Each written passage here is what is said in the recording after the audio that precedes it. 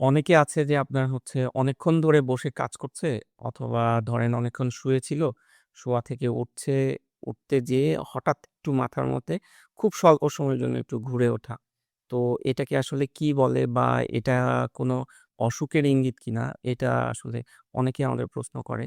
তো এই জিনিসটা হচ্ছে যে আমরা এই কন্ডিশনটাকে প্রি-সিনকোপ বলি। প্রি-সিনকোপ হচ্ছে যে আমরা অ্যাকচুয়ালি যখন আমরা অনেকক্ষণ বসে থাকি, বসে থাকার পরে যখন উঠি, দাঁড়াই, তখন কিন্তু আমাদের বসা অবস্থায় যে প্রেশারটা, দাঁড়ানো অবস্থায় প্রেশারটা কিন্তু একটু কমে যায়। কমে যাওয়ার পরে শরীর আবার ট্রাই করে এইটাকে আবার সেই প্রেশারটাকে নরমালাইজ করা। এটা সবারই খুব কম সময় লাগে। কিন্তু যার একটু বেশি সময় লাগে এই প্রেশারটাকে অ্যাডজাস্ট করতে, তাদের মধ্যে এই সেনসেশনটা আসে, মাথার মধ্যে ঘুরে ওঠে এবং অনেক সময় কিন্তু চোখে একদম অন্ধকারও দেখে।